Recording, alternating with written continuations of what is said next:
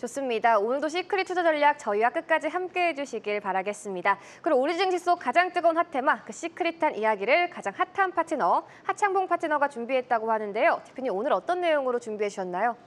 네, 뭐 아무래도 지금 가장 주식 투자할 때 그 고민되는 부분이 중동에서의 어떤 무력 전쟁이 될 것 같습니다. 사실 우리가 지금 러시아와 우크라이나도 계속적으로 3년 이상 전쟁을 하고 있지 않습니까?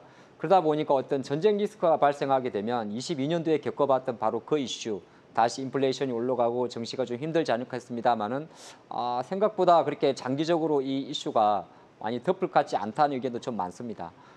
이게 뭐 전쟁이 빨리 끝난다는 게 아니라요. 사실 이란과 이스라엘 같은 경우는 계속적으로 미국의 중재도 있었고 또 스스로 약간 이란이 조금 무너지는 그런 모습도 있었는데 주말 같은 경우도 마찬가지였어요. 뭐 이란의 보복 공격이 좀 공격적으로 나오지 않을까 했습니다만은 아직까지는 그렇게 정치에 부담이 되고 있지는 않고 지난 한 3월 달 정도부터 트럼프 대통령은 실제적으로 이란과 이스라엘의 어떤 이슈에 대해서 중재를 많이 노력을 해왔는데 네. 주말에 이슈는 터졌습니다. 한번 좀 앞으로 지켜볼 이슈가 되고 너무 또 빨리 단정할 부분은 아닌 것 같아요. 이제 우리가 영화에서만 보던 이야기를 한번 해보도록 하겠습니다. 영화 미국 영화 중에서 그거 혹시 토르라는 영화 아십니까? 토르 압니다. 들어봤어요. 네. 어벤져스의 한 멤버죠. 그렇죠. 그럼 토르 그 이제 도끼 망치입니까? 망치죠. 네, 망치든 이제 토르의 원래 자기 나라에 보게 되면 이제 외계인들이 우주선이 공격할 때 다리를 딱 끊어버리는 게 있습니다. 그래서 이제 어떤 우주선이나 외부의 어떤 외계인들의 공격에 대해서 막는 건데 이게 이제 이스라엘 같은 경우는 아이언돔이라고 이야기를 하죠. 네. 그래서 실제적으로 뭐 아까 조금 전에 뭐 미국 정시도 골든돔 이야기가 나오지 않습니다만은 이렇게 요격 미사일을 이렇게 발사한단 말이죠. 그러면 실제적으로 우리 눈에는 보이진 않겠지만은 이 영상 화면에 있는 것처럼 일정 부분 미사일의 어떤 사거리에 따라서 좀 짧은 미사일, 그다음에 좀 뭐 1000km 이상 날아가는 것에 따라서 이렇게 이제 하나의 뭐 사실 우리나라도 있으면 참 좋을 것 같은 상상 속의 이야기죠. 네. 예, 그러다 보니까 이제 아이언돔 이야기가 나오면서 상당히 좀 말은 많은데 갑자기 그런 생각이 들었어요. 지금 나오는 이야기 중에서 가장 복잡한 게 이란의 그 정치자의 신뢰도가 많이 떨어졌다 그런 이야기 많이 나옵니다. 사령관이 죽었는데 보복 공격을 많이 안 하니까요. 네. 그러다 보니까 여기서 이제 중동 이슈 중에서 특히나 이스라엘이나 이란 같은 경우는 그들의 전쟁 방식에 대해서 조금 이해할 필요가 있습니다. 이스라엘은 이란보다 땅도 작아요. 네. 네, 땅도 작습니다. 땅도 작은데 실제적으로 보면 공격의 그 싸움 형태가 되게 다릅니다. 이 이란 이스라엘 이슈가 터질 때 한국에서 제일 많이 오른 종목이 방산주 중에 혹시 뭔지 아십니까? 뭘까요? LIG 넥스원이었어요. 오. 바로 LIG 넥스원의 천궁인의 현무 같은 경우가 정밀 타격이란 말이죠. 네. 그러니까 이스라엘 같은 경우는 전쟁 형태 자체가 상당히 이번에 보시다시피 짧고 핵심 시설만 공격을 합니다. 그러다 보니까 핵시설도 공격하는 이슈가 좀 있었고요. 다만 이란 같은 경우는 생각보다 전쟁 자체를 치지 않는 전쟁을 좀 한다고 합니다. 그래서 주로 전쟁 형태 자체가 전면전을 조금 피하고 미사일 공격, 드론. 실제적으로 이란과 이스라엘의 충돌에서는 특히나 드론 공격도 상당히 많습니다. 네. 우리가 생각하게 되면 물론 국내는 이제 뭐 드론 관련해서 테마수는 움직입니다만은 전쟁의 양상이 조금 틀리고 이스라엘은 이란을 공격할 때 핵심 인물 뭐 제거라든지 정밀 타격을 많이 하는 모습을 보이기 때문에 수적으로 놓고 보게 될 때는 당연히 이란이 훨씬 많은 국가와 그 카파를 갖고 있습니다만은 전쟁의 싸움에 놓고 봤을 때는 둘의 성격이 완전 다르기 때문에 이거는 쉽게 끝나지는 않습니다. 다만 이제 시장에서 가장 염려하는 부분이 뭐냐면은 실제적으로 이제 이란 이스라엘의 전쟁이 됐을 때 우리가 제일 염려하는 거는 유가 튀는 거잖아요. 네. 그렇죠. 네. 왜냐하면 유가가 튀어오르게 되면 아무래도 다시 인플레이션 이슈가 있게 되는데 뭐 많은 매체에서 느꼈지만은 거기 보면 호르무즈 해협이라고 있습니다. 제가 오늘 자료는 조금 약한데 호르무즈 해협을 보게 되면 거기서 이제 이란에서 원유가 다 중국으로 수출되는 거거든요. 네. 근데 실제적으로 그거를 일정 많은 정권사나 국내 기관들이 왜 이번 이란 이스라엘의 전쟁에서 생각보다 오래 가지 않을 것이다. 유가가 막 이렇게 75달러까지 튀었습니다만 많이 안 간 이유는 그걸 폐쇄했을 경우에 이란이 당하는 데미지가 너무 크다고 합니다. 실제적으로 호르무즈 해협을 통해 가지고 이란이 동남아 쪽, 쉽게 말해서 중국 쪽으로 수출하는 물량 자체가 거의 70% 정도가 된다고 해요. 근데 그게 막혀버리면은 실제적으로 오히려 자국이 망할 수밖에 없기 때문에 생각보다 주식시장에서 바라보는 뭐 얘네들이 계속 미사일을 쓰고 하는 거는 계속 될 수 있겠지만은 네. 생각보다 원자 시장의 변화는 많이 없었기 때문에 시장이 좀 다르게 회복을 했지 않나 그렇게 볼 수 있을 것 같고요. 또 이거는 이제 사실 제가 길게 이야기할 부분에 조금 길었는데 우리나라에서 제일 중요한 거는 많은 분들은 이걸 거예요. 두산 에너빌리티 도대체 언제 사면 됩니까? 내용이고 10만 원 갑니까? 내용도 있거든요. 그렇죠.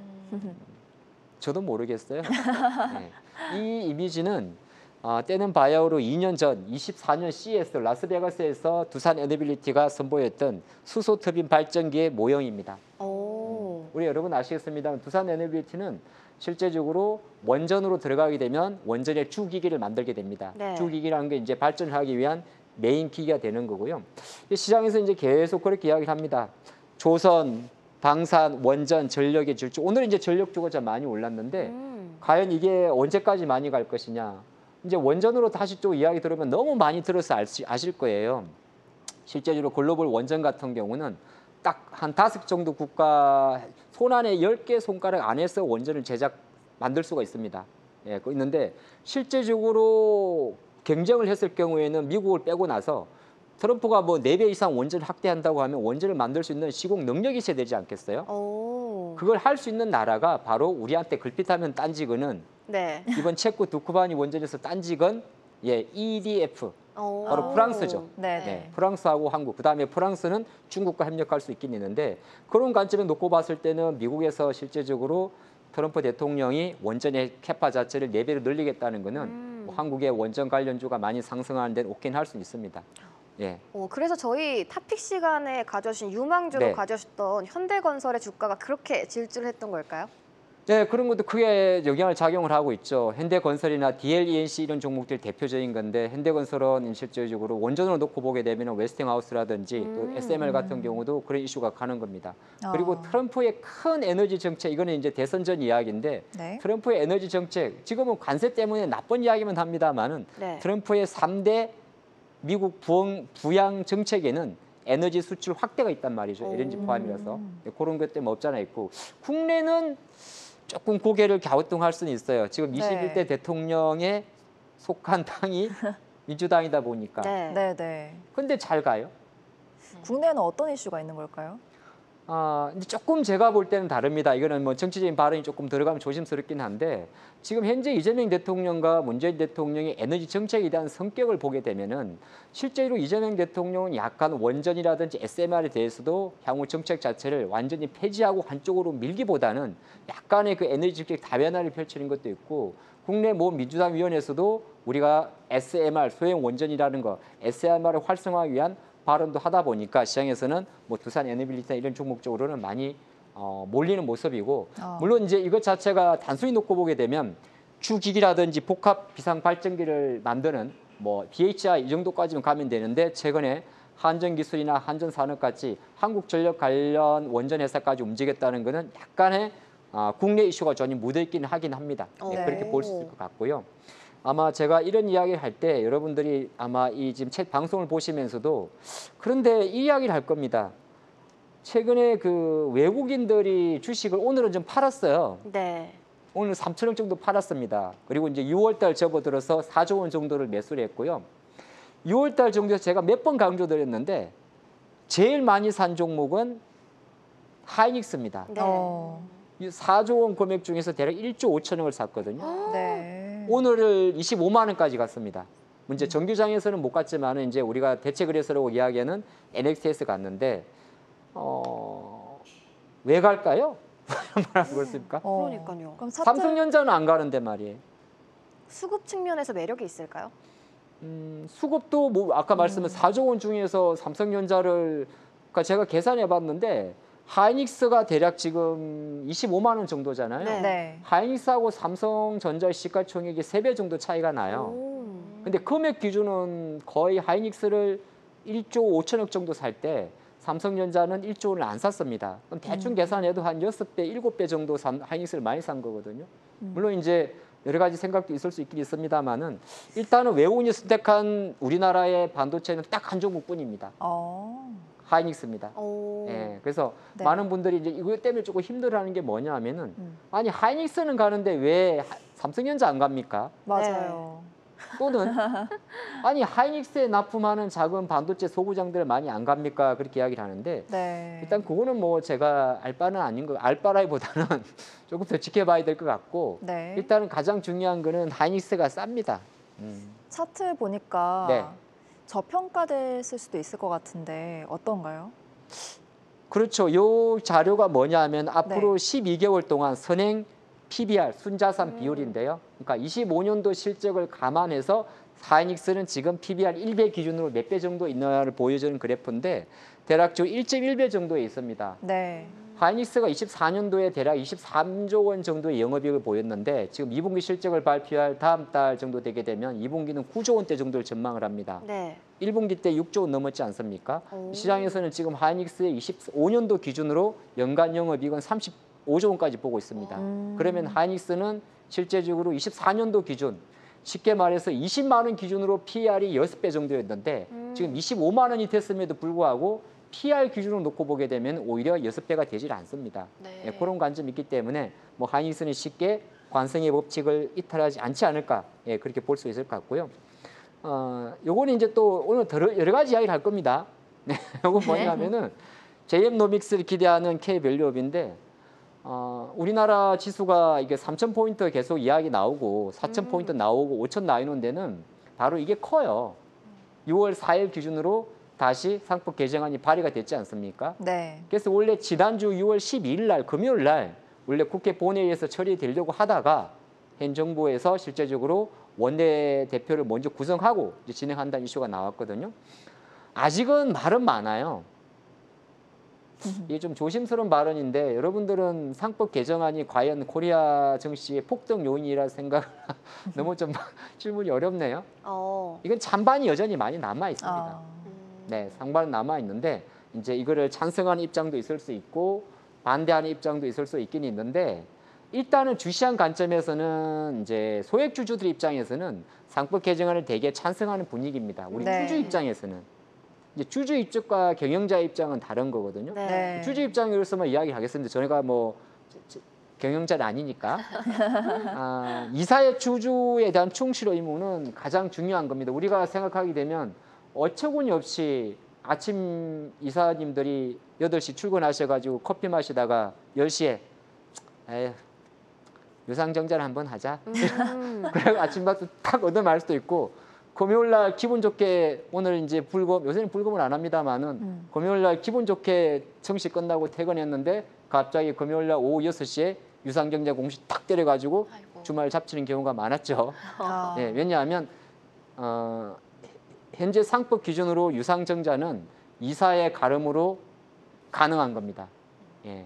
예, 물론 이제 뭐 무조건 그러다 보니까 앞으로 이제 이사의 주주에 대한 충실 의무를 강화한다든지 그다음에 오늘 모 기사에서 상장회사 중에서 한미반도체를 엄청 까는 기사가 좀 있었어요. 뭐 깐다는 말이 좀 방송 용어는 아닙니다만은 네. 대놓고 요거 디스를 하는 겁니다. 그게 오. 뭐냐면 한미반도체라는 특정 기업을 뭐 제가 뭐 디스하는 건 아니라 실제적으로 놓고 보게 되면 우리나라는 어쩔 수 없이 개인 오너 기업들이 되게 많아요. 네. 이거는 한미반도체만 그런 게 아니라 잘 나가는 반도체 소부장들 다 마찬가지입니다. 특히 바이오 기업들. 그게 왜 그러냐면 사회이사를 대부분이 내부 관계자로 적용을 한다는 거죠. 네. 그렇게 되게 되면 사회이사의 본질적인 의무, 회사의 경영진의 독단이라든지 그런 거를 방어할 기능이 없는 거예요. 네. 그런 관점 보기 때문에 시장에서는 그냥 이렇게 좋게 생각을 하는 건데 크게 보게 되면은 현재 상태에서는 자본시장법에 대한 이 상법 개정안에 가장 이슈가 많았던 것은 바로 공포 즉시 시행한다는 이 내용이 가장 큽니다. 그러니까 이게 작년도 발의돼서 작년도 한 권한 대행 총재가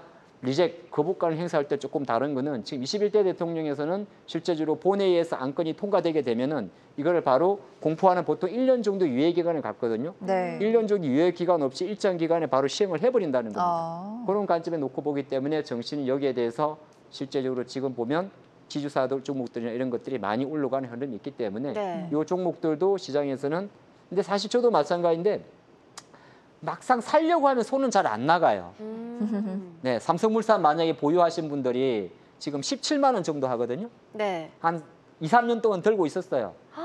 예를 들어서 들고 있었던 게 아니라 물려 계신 겁니다. 우리가 방송이지만 말은 똑바로 해야죠. 그렇죠. 물려 있었어요. 어. 뭐 삼성인데 설마. 근데 최근 이제 17만 원 정도 왔단 말이죠. 네. 팔고 싶어서 손이 간질간질 할 수도 있고 아니면 이제 조금 그런 흐름이 있잖아요. 근데 제가 볼 때는 상법 개정안 관련해서 지주회사들은 어떻게 보게 되면 뭐 원전이나 조선이나 방산 이런 거보다는 주가가 막 확 하지는 않겠지만은 나중에 주가가 실 때는 최대한 천천히 내려올 확률이 높습니다. 그게 왜 그러냐 하면은 거래량이 원래 없기 때문에 그렇죠. 그런 거 한번 활용하시면 좋을 것 같고요. 근데 여기서 이제 이런 분들이 나옵니다. 에휴, 저 LG전자 들고 있습니다. 아유, 삼성전기, LG노텍, 심지어 삼성전자, 현대제철, 네. 우리 언제 가는 겁니까? 어. 뭐 3천이든 4천이든 뭐 다른 나라 이야기 같고 맨날 안 좋은 이야기만 나오고. 네. 트럼프 대통령은 7월 9일까지 실제적으로 EU와의 관세라든지 아니면 공화당 지금 이번에 민주당의 감세안 있지 않습니까? 네. 그거를 7월 한 4일까지 다 마무리 지으려고 합니다. 그러면 지금 상호관세 90일의 유예 기간 동안에서 유일하게 해결되지 않는 것이 철강, 알루미늄, 자동차입니다. 네. 그래서 지금 어떻게 보게 되면 이거는 이제 철강 파생 상품에 대한 다른 관세 이야기인데 실제적으로 철강과 파생 제품은 뭐냐면 파생 상품이 아니고 철강과 알루미늄을 이용해서 만든 파생된 제품, 네. 세탁기, 냉장고 다 마찬가지가 되는 겁니다. 그렇게 놓고 보게 되면은 이제 사실 LG전자 주주분들이나 뭐 또 LG전자 전방에 있는 LG노텍, 삼성전기, 디스플레이 이런 관련주들은 어떻게 보게 되면 지금 시장 관점에서 놓고 봤을 때 여전히 관세라는 트라우마와 경기 침체라는 트라우마에 빠져 있고 오히려 그런 흐름이 있기 때문에 아무래도 이 부분은 조금 더 6, 7월 달에 오히려 이제 미국발 관세로 인한 상호관세 유예라는 클로징이 이루어질 때까지 네. 좀 지켜보시면 좋을 것 같고 마침 이벤트가 하나 있는데 지금 캐나다에서 G7 정상회담 하죠. 네. 그러니까 저도 궁금한 게 이번 주 후반이나 다음 주가 됐을 때 과연 정상회담 하고 나서 표면적으로 뭐가 나오진 않을 거예요. 근데 아마 이 GEC 이벤트가 지나고 나면 6월 말 7월 달로 가더라 갈 때 그래도 IT 쪽이나 이쪽 쪽도 조금 부담감을 벗어날 수 있지 않을까 이렇게 조심스럽게 전망을 좀 해보기 때문에 지금 뭐 다른 거 많이 가면서 좀 힘드신 분들도 네. 이게 막상 이게 사실 오늘 장을 한번 쭉 정리해 드립니다만은 이거 팔고 또 절로 가려니까 너무 하늘에 있거든요. 그럼 지금은 아까 제가 시작할 때 포모라 그랬잖아요. 아예 모르시는 분들은 돈을 벌고 있어요. 오. 실제적으로 뭐 모른단 말은 좀 그렇고 그러니까 정시를 띄엄띄엄 보시는 분들은 실제 돈을 벌고 계세요. 네. 그 왜 그런지 아십니까? 왜일까요? 그냥 가니까 두는 거예요. 아. 근데 우리처럼 맨날 보는 사람들은 네. 오른 거를 오른 대로 못 사겠고 맞아요. 이제 이거 가겠지 하면 안 가는 거예요. 그래서 실제적으로는 전략 자체가 사람들이 생각하는 것만큼 막 다이나믹하지는 않습니다. 오히려 간접 투자가나 패시브 투자가가 돈을 버는 그런 관계에 있기 때문에 너무 지금 혹시나 시장에서 내가 갖고 있는 종목이 많이 움직이지 않는다 하더라도 약간의 한쪽으로의 과한 쏠림은 있다 그렇게 보는데 이런 과한 쏠림이 있는 이유는 3초 쉬었다 하겠습니다. 네. 지났습니다. 3주 지났습니까? 지났습니다. 네. 이제 그 두 번째 스토리로 넘어가겠는데 오. 오늘은 제가 일부러 그냥 이슈를 한 가지를 해가지고 쭉 같이 이야기를 좀 해드리려고요. 네, 네. 알겠습니다. 중간에 만약에 심심하시면 손 들고 말씀 주세요. 네. 알겠습니다. 돈입니다. 정시는 결정적으로 돈이 돈을 키우는 거거든요. 오. 저희가 가끔 정시에 들어와 있는 자금의 성격을 파악할 때 많이 보는 게 유동성이고 고객 예탁금이라 그런 겁니다. 그 쉽게 말해서 내 주식 계좌 11 계좌, 네. 주식 계좌에 현금 주문 가능 금액, 오. 주문 가능 금액이죠. 자, 고객 예탁금 자체가 실제적으로 5월 초 대비 55조 원대에서 63조 원대로 많이 올라와 있습니다. 네. 요건 이제 6월 10일 기준으로 63조 원인데 오늘도 아마 6월 16일이니까 뭐 주말 빼더라도 조금 더 올라와 있을 거예요. 그러니까 정시로 많이 돈이 몰린다는 겁니다. 요즘 정말 주식시장이 너무 좋아서 그런지 제 주변에서 어떤 종목을 사면 좋을지 여쭤보시는 분들이 굉장히 또 많더라고요. 그만큼 유동성이 네. 살아있다고 봐야 되는 걸까요? 이제 뉴스에 계속 나오는 것도 있고 실제적으로 여러분들 혹시 요새 그 길을 가거나 그 저축은행이나 은행 앞에 지나갈 때 예금 특판 광고 많이 못 보실 거예요. 그런 것 같아요. 그러니까 한 불과 작년 이맘때나 4.5%팍 광고해 놓습니다. 네. 막상 예금 가입 적금만 가입하러 하게 되면 첫 고객 1,000만 원 한도입니다라고 기분 빠지게 하죠. 네. 요즘에 그게 왜 그러냐면 바로 실제적으로 요구불 예금인데 지금 우리나라 기준 놓고 봤을 때 지난 연말 우리나라의 요구불 예금이 631조 원 정도에서 지금 최근 6개월 동안 무려 15조 원이 빠져버렸습니다. 네. 그래서 지금 6월 말 기준으로 611조. 요구불 예금이라는 건 뭐냐면 5대 은행인데 우리가 예금, 적금 이런 걸 말하는 거거든요. 네. 그도 그런 것이 여러분 아시겠습니다만 우리나라의 지금 기준금리가 2.5%입니다. 네. 네. 네. 이번에 5월 달에 인하했지 않습니까? 네. 그리고 지금 이재명 대통령이 최근에 대통령에 당선된 이후에 시중 5대 은행에 대해서 특히나 이제 순이자 마진 너무 높다가 다시 프레스를 가했습니다. 오. 그렇게 되게 되면 또 대출 금리는 제1금융권 기준으로 했을 때 4% 초반 또는 밑으로 떨어지는 거거든요. 그럼 요구불 예금이 빠졌다는 말은 뭐냐 하면 사람들이 적금이나 예금을 안 한다는 겁니다. 적금이나 예금을 안 하고 그 돈을 어디에 넣겠느냐. 돈이 들어갈 수 있는 데는 크게 세 가지예요. 제가 늘 드린 이야기가. 주식, 주식, 부동산. 부동산, 하나는 뭔가요? 금? 하나는 채권입니다. 아. 예, 보통 이 교과서적으로는 그러니까 집을 산다든지 아니 집을 산다기보다는 집에 집과 관련된 데 한다든지 아니면 주식을 한다든지 아니면 채권하는데 뭐 채권은 사실 우리가 많이 채권하는 건 아닌데 네. 부동산 같은 경우는 이제 아직까지는 동네마다 좀 다른 건 알고 있어요. 오른 데만 올랐고 내 집만 안 오릅니다. 주식이랑 똑같아요. 남들은 주식으로 돈 벌었다는데 내 것만 안 가고 네. 남들은 부동산으로 돈 벌었다는데 내 것만 네. 속상합니다. 근데 이제 이건 아무래도 제가 생각할 때는 아직 이 돈들이 15조가 정확히 어디로 갔는지는 알 수는 없어요. 근데 우리가 추정할 수 있는 거는 이런 것도 정시에 대한 어떤 큰 그 기대감을 좀 가져간다 보시면 좋을 것 같고 이런 대료가 많이 나오면 나올수록 사실 시장은 계속적으로 유동성 랠리 이어갈 수밖에 없습니다. 그 유동성이 최근 국내 증시의 특징이 뭐냐 하면은 우리가 뻔히 아는 대형주로 움직인다는 거예요. 뻔히 아는 대형주. 장이 좋을 때는 뭐 로봇, AI, 반도체 해가지고 우리 일반 투자분야 저도 솔직히 잘 모르는 분야로 돈이 몰렸었잖아요.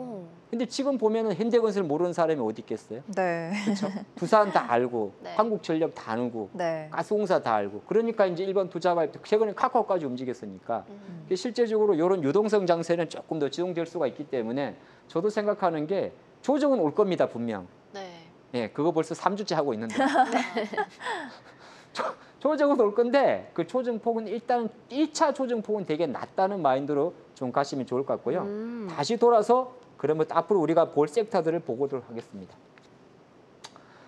자, 지금 이제 두 가지 정도 섹터가 현재에서 시장에서는 주도주가 아닐 수가 있습니다. 예, 보는 관점에 따라 조금 다른데 네. 반도체와 바이오는 저는 개별적으로 봐야 된다는 생각을 합니다. 오. 특히나 이제 바이오는 이런 부분에 많이 공감이 되실 거예요. 네. 큰 트렌드로는 비만 치료제라는 게 없잖아 있습니다. 네. 오늘도 또 비만 치료 관련해서 모 기업은 또 상한가도 가고 했고 마침 또 이번 주 20일부터죠. 예, ADA 2025라 해가지고 세계적인 또 당뇨 학회가 진행이 되게 됩니다. 네. 그리고 이제 최근에 트렌드 자체가 뭐 100만 원 넘거나 하더라도 실제적으로 자신을 가꾸거나 이 고비를 맞아서 체중 감량에 대해서 관심이 많기 때문에 그런 네. 효과도 있는데 마침 미국에서도 이런 내용도 나왔어요. 그러니까 여러 가지 좋으니까 이런 데 먹히는 겁니다. 비만 치료제도 건강보험에 적용을 할 수도 있지 않을까라는 이런 희망 회로 자체가 실제적으로 이제 그 섹터를 많이 키우게 되는 거고요. 그래서 이제 바이오 같은 경우는 제가 여러분들 아시겠습니다만은 약간의 그래도 이제 크게 한 두 가지 정도 트렌드가 있지 않습니까? ADC로 대변되는 알테오젠으로 대변되는 ADC 쪽이 하나 있고 네. 항암제 쪽이 하나 있고 두 번째가 신약 개발이 되는 거고 두 번째가 비만 치료 쪽이거든요. 그래서 큰 틀을 보시는 때는 그 두 가지 섹터 뭐 종목으로 보면 이제 기준이 있어요. 바이오 국내 증시 봤을 때 비만 같은 경우는 국내에는 뭐 D&D 파마텍이나 이런 기업들이 딱 중심을 잡고 있고 그다음에 ADC 같은 경우는 알테오젠이랑 막강한 기업이 있기 때문에 그 두 네. 기업을 중심에 두고 그 강도에 따라서 좀 보시면 돼. 그나마 조금 괜찮은데 반도체는 정말 어려워요. 아까 하이닉스 빼고 나면. 제가 조금 안 좋은 이야기를 잠깐 해드리면 이 기사 하나가 저를 되게 거슬리게 합니다. 한국과학기술기획평가원 분석에 따르면 갑자기 목소리가 높아졌죠. 네. 쉽게 말씀드리죠. 2030년 앞으로 5년 내에 중국은 전 세계 반도체 1위가 된다는 상당히 안타까운 내용이에요. 1위가 중국이요. 네, 지금은 메모리 시장에서 실제 집적 회로라고 말하는데 하이닉스가 36%, 뭐 삼성전자가 34% 정도 갖고 있습니다만은 중국의 CXMT나 이런 양적 메모리 이런 기업들이 지금 DDR4도 마찬가지인데 DDR5까지 따라오는 것도 시간 문제란 말이 많거든요. 네. 그렇게 되게 돼서 중국의 반도체 약진 자체는 한국의 반도체 소부장으로 입장을 해서는 생각보다 조금 고전을 면치 못할 수도 있습니다. 물론 이것 때문에 반도체 소부장이 안 가는 건 아닌데 네. 실제적으로 국내 반도체 기업들이 그러니까 이런 것 때문에 이제 뭘 이야기하냐면 미국과 중국의 무역 협상에서도 이번에 엔비디아의 반도체 수출 통제는 그대로 유지가 된 거잖아요. 오.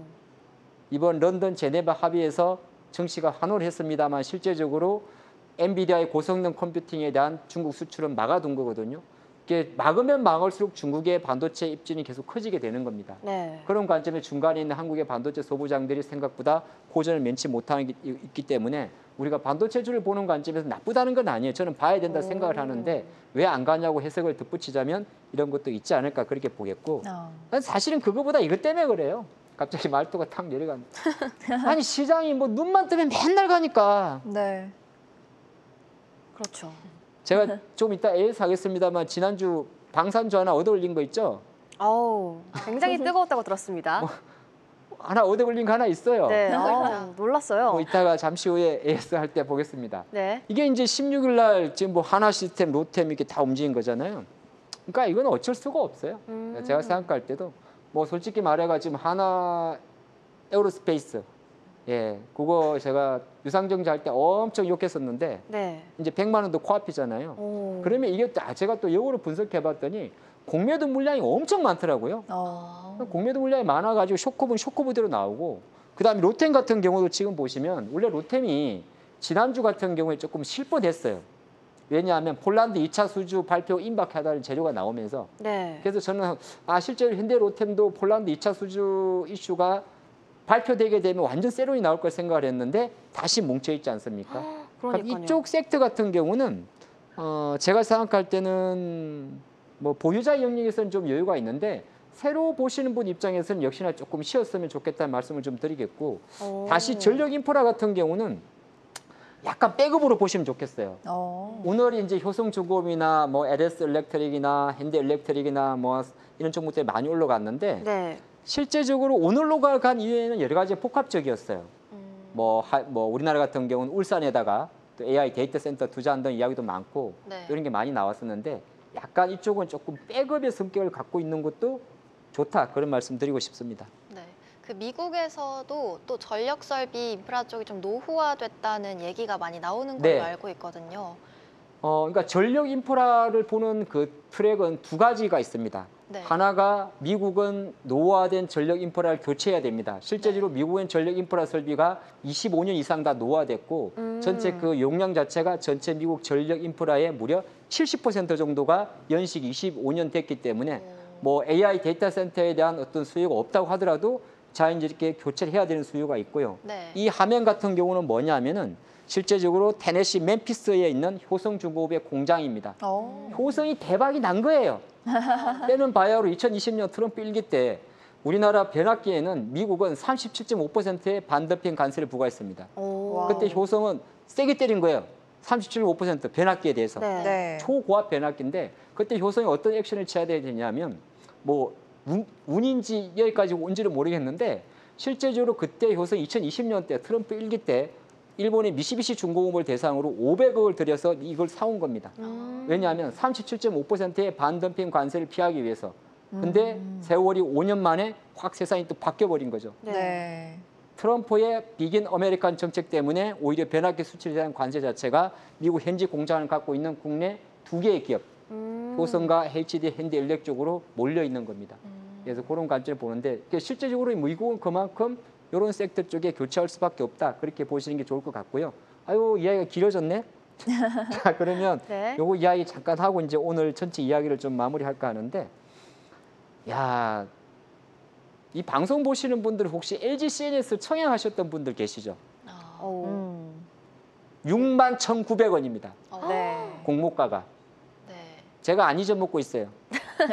제가 좀 부끄럽습니다만은 LG 에너지솔루션 상장해가지고 네. 크게 재미를 봤던 사람이거든요. 오, 그런가요? 네, 그래서 저는 사실 공모주에서는 거의 지질 않아요. 진짜 자부합니다. 거의 오. 19% 승률인데 네. 이것 공모 들어갔다가 첫날 예, 처음 실패작인가요? 뭐 처음은 아닌데 그리고 그 1%? 이후로 그 쇼크 때문에 4개월 동안 공모 시장을 안 들어갔습니다. 어. 그게 지금 올라갔잖아요. 아, 예, 오. 그 스테이블 코인이 뭐라고 예를 들어서 그렇죠. 네. 또 두 번째 이야기는 어제 주말에 나왔던 이야기가 네이버 관련이었거든요. 지금 이제 새로운 정부 수석 AI 수석에 이제 네이버 소속의 이제 팀장님이 들어왔다. 제가 갑자기 이야기를 왜 정리하면은 상단에 적어 놓은 것처럼 반도체나 2차 전지나 로봇으로 수급이 좀 들어가려 하는데 시장 같은 경우가 그거보다는 뭐 정책 수혜주, AI, 조방원에 포커스를 맞춰버리니까 오히려 수급이 좀 뺏긴다는 걸 이야기하는 겁니다. 그럼 거꾸로 생각하게 되면 LGCNS 같은 경우는 61,900원이라는 공모가를 오늘 회복을 하면서 쇼크브 같이 나온 거예요. 네. 그리고 네이버 같은 경우는 실제적으로 안 그래도 20만 원 밑에 갇혀 있었는데 약간의 한 번 더 움틀거리는 틈을 준 겁니다. 그렇다고 해서 네이버 주가가 뭐 카카오처럼 막 갈 것 같지는 않습니다만은 그만큼 한국 정시는 똑같은 AI라도 정책 수혜에 대한 AI가 많이 묻어 있다. 요거를 좀 기본으로 삼으시면 좋지 않을까. 네, 그렇게 보겠습니다. 알겠습니다. 이렇게 중동발 리스크로 시작된 오늘의 핫테마 만나보고 왔는데요.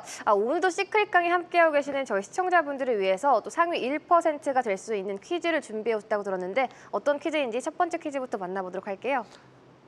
오늘 퀴즈 어렵습니다. 문제 한번 같이 내보도록 할까요? 네. 마침 오늘 그 상장사 중에서 배터리에서 LNF가 장마치고 신주 인수권부 사채를 발행한 것도 있어서 겸사겸사해서 기업들이 자금을 조달할 때 다음 중 유상증자를 통한 자금 조달의 목적이 아닌 것은 이라고 적어봤습니다. 네. 1번이 이제 자사주 매입 자금, 2번이 시설 자금, 3번 운영, 4번 타법인 취득 자금. 여러분 잠깐 찍는데 시간이 걸릴 것 같아서 항목에 대한 설명을 잠깐 해드리고 네. 찍어드리는 시간을 갖도록 하겠습니다. 오늘 네. 공부했던 내용 중에 없는 내용인 것 같아요. 그래야 집중할 것 같아요. 그리고 실제적으로 오늘 6월 16일 기준으로 장 마치고 LNF라는 2차 전지 관련 기업이 또 BW 발행한 이슈가 있었기 때문에 겸사겸사 준비를 해봤습니다. 자, 여기 보게 되면은 자사주 매입 자금이라는 건 여러분 들어보셨겠지만은 자기에서 주식을 사는 걸 말하는 거고 네. 네. 시설 자금은 공장 짓는 거예요. 네. 그다음에 운영 자금은 뭐 월급 주고 떡값 주고 이런 겁니다. 연결 선물 주고. 네. 그리고 타법인 취득 자금은 이제 새로운 사업을 하기 위해서 어떤 상장 회사나 비상장 회사를 산다든지 공장을 산다든지 그런 걸 말합니다. 자, 이렇게 설명을 드렸으니까 기업들이 주주로부터 돈을 받아서 과연 투자하는 목적에 해당되지 않는 것은 알겠습니다. 오늘은 네. 또 퀴즈가 좀 어려운데 네. 정답을 아시는 저희 시청자분들이 유튜브 댓글창에 남겨주시면 너무 좋을 것 같습니다. 앞서 보기 설명을 또 해주셨잖아요. 그쵸. 몇 번일 것 같으세요?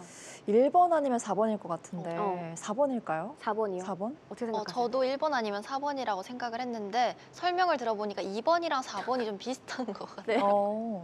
그래서 몇 번 그래서 하실 거예요? 1번이 답이 아니에요. 1번. 알겠습니다. 저희 정답이 나뉘었습니다. 1번과 네. 4번으로 나뉘었는데 과연 이 중에 정답이 있을까요?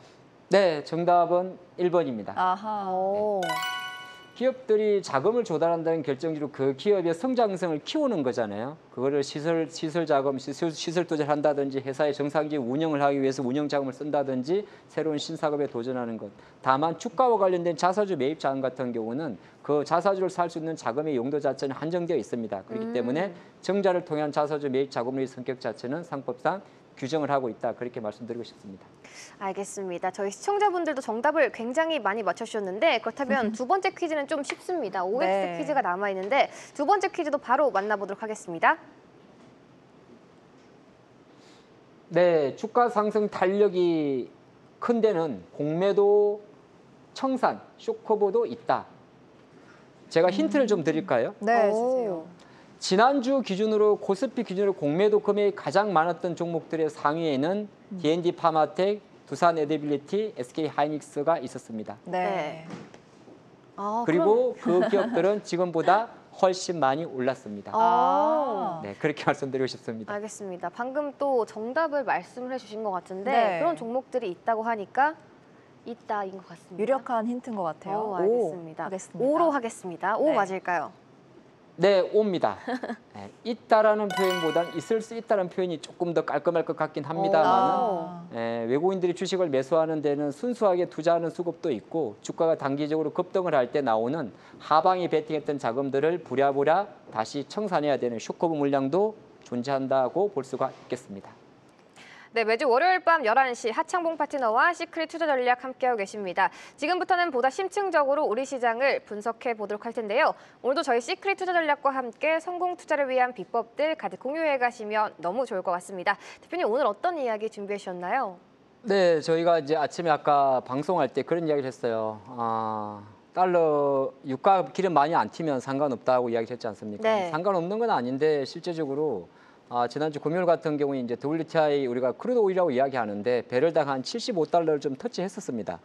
근데 지금도 이제 미국 장이 이제 열리고 있겠습니다만 실제적으로 유가 상승 자체가 조금 제한적이고 유가는 아까 우리가 중간 내용 말씀드린 대로 호르무즈 해협 자체를 봉쇄하냐 안 하냐에 따라서 되게 차이가 큰데 지금 시장에서 바라보는 관점에서는 봉쇄 가능성은 조금 낮다 보는 겁니다.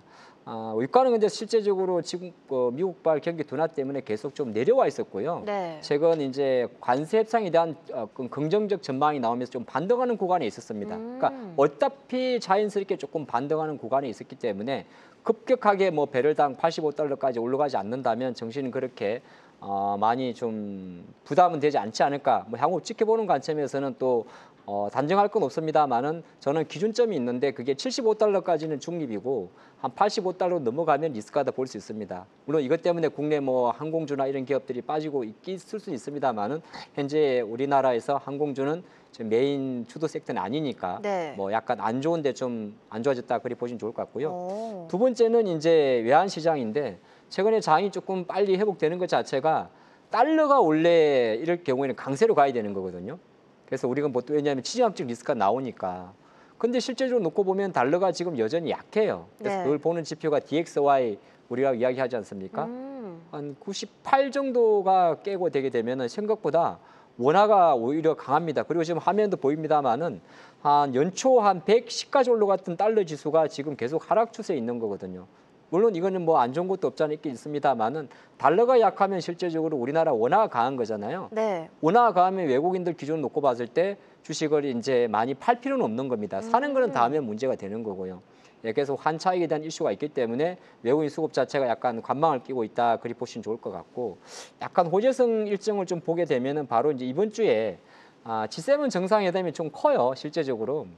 그래서 여기에는 이제 표면적으로 드러나지 않겠습니다만은 무역 분쟁이 완화된다든지 달러 약세주의 포커스를 맞춰줄 수 있을 것 같고 이제 통화 정책 회의가 두 개 있는데 하나는 긍정, 하나는 부정입니다.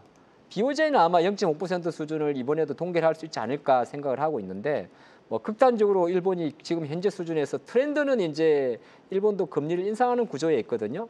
근데 속도적인 면에서 지금 6월 달에 강력한 카드를 던지긴 났고 FOMC 회의 같은 경우는 역시나 조금 매파질 것 같아요. 네. 하지만은 사실 이것 자체도 시장에서 크게 관심이 없기 때문에 지금 시장을 바라보는 관점에서는 이번 한 주 같은 경우도 뭐 오늘은 조금 많이 오른 것 같기는 해요, 제 생각에.